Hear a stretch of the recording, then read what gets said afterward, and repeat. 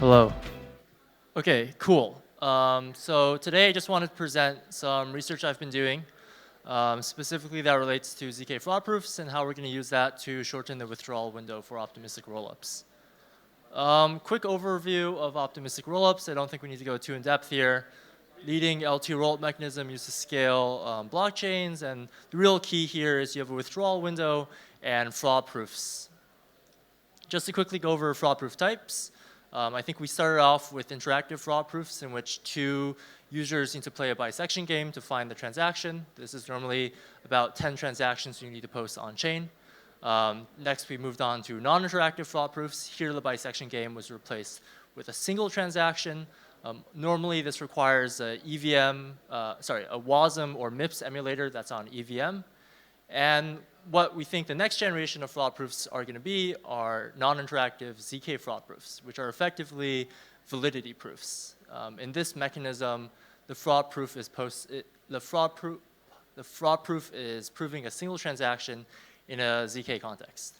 To elaborate a bit more, effectively, you're proving and re-emulating EVM transaction in a ZK VM.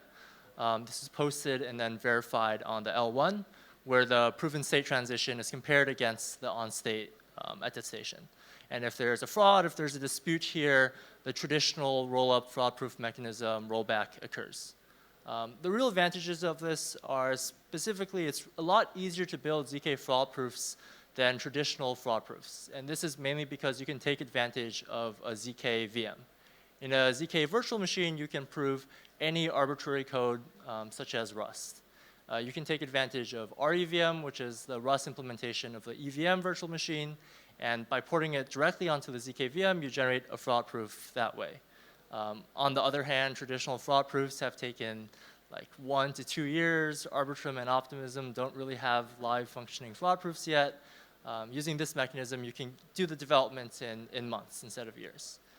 Additionally, it's a lot more upgradable and extensible with regards to Revm. Any updates to Reth and Revm, such as account abstraction and sharding in the future, will directly translate over into ZK fraud proofs as well without any sort of updates to the underlying code. And additionally, this is the foundation for full ZK rollups because right now we're proving a single transaction in ZK fraud proofs. In the future, we can prove an entire block. And once you do that for every single block, that's a ZK rollup. And we're doing this for Optimism and Eclipse. We're building ZK fraud-proof systems for these chains. And long-term, this will be the transition to enable Optimism to turn into a full ZK rollup. There are limitations to fraud proofs, right? There's a long 7-day withdrawal window. We haven't really seen ways to get around this. Because of this, there's poor interoperability as hard finality takes 7 days. Non-ZK fraud-proof systems are super complex to build. And they also require the fraud to be found. And they have a lot of attack vectors, whether it's censorship, validator takeovers, gas attacks. All of this leads to the long 7-day withdrawal window. So something we've thought of is a concept called a dynamic optimistic rollup. And truthfully, this is really pre-production, pre-release. There's only been a handful of peer reviews on this, so I want everyone to take this concept with a grain of salt. But effectively, in a dynamic optimistic rollup, we're thinking about how do we reduce the challenge period while maintaining security. To accomplish this, there's this concept of an adaptive challenge period, something that will fluctuate between 7 days for the withdrawal window all the way down to 10 times n blocks. And we'll go into this a bit later. The L2 protocol can identify when the fraud proofs are at risk, when there's been an attack on the L1 or on L2 validators. The L2 validators themselves will now take on a new role. Instead of proving blocks and transaction execution, we're going to prove and find a fraudulent transaction in the fraud proof. And there's a new consensus mechanism which we'll go into later. And then fraud proofs are submitted regularly to the L1 every n blocks. And if these fraud proofs fail, the protocol reverts back to a 7-day challenge period. This is all kind of confusing, so we'll go into an analogy. That's not very good. But basically, the fraud proof is like a bus. And the layer 2 and the layer 1 are individual bus stops. And basically, a bus has a schedule, right? Every hour, it leaves the layer 2 and every hour it arrives on the layer 1.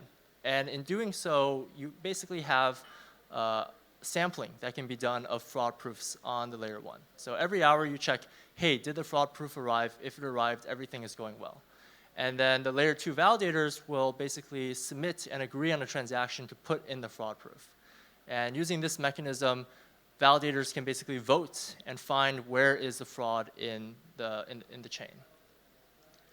So now to break this down, we have this adaptive challenge period, and there's 2 states. There's the steady state, and in this case, the challenge period will only be 10 times n blocks. And this means the challenge period can be probably an hour. So in the future, we hope optimistic rollups can have a finality period of an hour. There's also a safe mode, which is 7 days. So if anything goes wrong, if the fraud proofs are submitted, but there is some issue, if there's some censorship attack, it goes and reverts back to 7 days, just like traditional optimistic rollups. The real key here is validators are doing something new, something different, right? Traditional validators are agreeing on transactions. They're agreeing on the block itself. Instead, what if we take validator consensus and focus on finding a fraudulent transaction? To accomplish this, we basically create some sort of consensus mechanism where every n blocks, L2 validators come together, look at the chain, and try to identify a fraudulent transaction. This is a traditional consensus mechanism with, say, 2/3 majority. They have 4 blocks to reach this consensus. And if there are no fraudulent transactions, they'll just send a fraud proof to L1 saying, no fraud is found. Down here, there's a small diagram that basically explains, if n equals 12, every 12 blocks, this consensus mechanism occurs, and they try to find a fraudulent transaction. So there are a few states that this consensus can reach. One, if consensus is not reached, if there is some sort of dispute. If there's some sort of attack going on, there won't be enough BLS signatures to verify that consensus occurred, and then the challenge period reverts to 7 days. If ETH L1 gas fees are too high and you can't post a fraud proof to Ethereum, the challenge period reverts. And only if consensus is reached, either L2 validators will agree on a fraud proof, which is submitted to L1, or there's a concept of an emergency fraud proof, in which case the L2 validators will be like, we think there's a fraud, we just can't find the fraudulent transaction, so we're going to submit this emergency fraud proof to L1. The challenge period is going to revert to 7 days, and we'll find the fraudulent transaction in the 7-day window. Now, the L1 to L2 bridge logic is slightly different in this case. Withdrawals can only occur if the bridge sees that 10 scheduled fraud proofs have been posted during the past 10 times n blocks. So when I click withdraw, the Ethereum bridge will look at the past 100 blocks and see, hey, I do see 10 protocol fraud proofs. They're all valid. There's no fraud. You can withdraw. But if any of those fraud proofs are missing, then the challenge period reverts to 7 days. If any of those fraud proofs are invalid because they lack consensus, the challenge period also reverts. If any of those fraud proofs find actual fraud, the challenge period reverts. So basically, the TLDR is if everything is going fine, if there's no fraud, you can withdraw quickly. But if anything is wrong, even the smallest bit, the challenge period will revert back to 7 days, and you deal with a traditional optimistic rollup. Another sort of experimental feature we're thinking about is a multi-sig failsafe. In this case, if the layer 2 validators are attacked, if someone starts gaining majority control of layer 2 validators, you can submit, a multi-sig can submit a command to the Ethereum layer 1 that just reverts the challenge period back to 7 days. This gives the protocol more time to figure out how to combat, say, a validator takeover attack. And the key here is the multi-sig can only increase the challenge period. So even with a malicious multi-sig, all it does is it makes users take longer to withdraw, nothing else. The biggest attack that optimistic rollups try to prevent is this idea of a gas attack. In this case, the Ethereum layer 1 mempool is DDoS, such that submitting a fraud proof will cost thousands, hundreds of thousands of dollars. There's actually this formula that can be built. It's by Kelvin from OP Labs.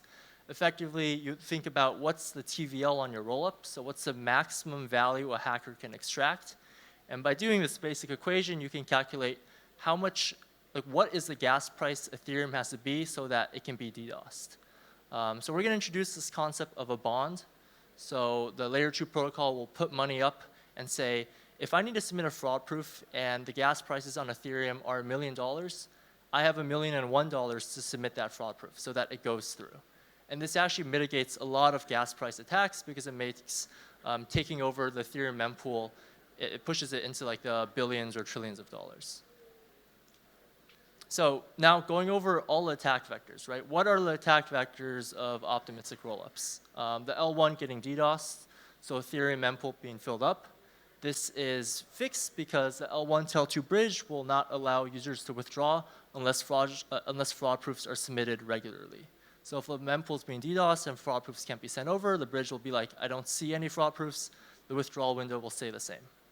If someone controls the majority of L2 validators, this will actually cause a lot of problems for the L2 chain itself. So there are bigger problems here, but the multisig will once again prevent any withdrawals. If there's a gas attack, there's a protocol bond that makes that infeasible. And finally, if fraud-proof consensus cannot be reached. If there's an attack on L2 validators, a malicious person comes in and says, I can't find any fraud. I don't actually think there's fraud. And this is a malicious person doing it. The consensus won't be reached, the BLS signatures won't be there, and the fraud proof will be invalid. So there are some notes here. A big assumption here is that fraud is easy to be found on the layer 2. And this hasn't been tested yet, so especially as we drop the withdrawal window to sub 1 hour, I think there's a question of, can I find fraud in a layer 2 in under an hour? And we'll do some testing. I think we can implement something similar to witness chain to ensure this fact. Also, ZK fraud proofs are probably the best fit for this, as well as non-interactive fraud proofs. Interactive fraud proofs may work, but it'll require some modifications to the protocol. Users can still generate fraud proofs like normal to trigger the rollback, but the L1 to L2 bridge will only wait for protocol fraud proofs. And finally, there will be like slashing, staking, traditional reward mechanisms for L2 validators so they participate in honest consensus. So in conclusion, when we look at the optimistic rollup limitations, there's a long 7-day withdrawal window. This is fixed by the adaptive 10 times n block challenge period, which drops it down to likely an hour or two. Optimistic rollups are hard to build, specifically the fraud proofs. This is replaced by ZK VM fraud proofs. Right now, optimistic rollups still require fraud to be found. The L2 validator consensus plus something like a witness chain will help solve that problem. Censorship attack vectors are replaced by the adaptive challenge period and a protocol bond.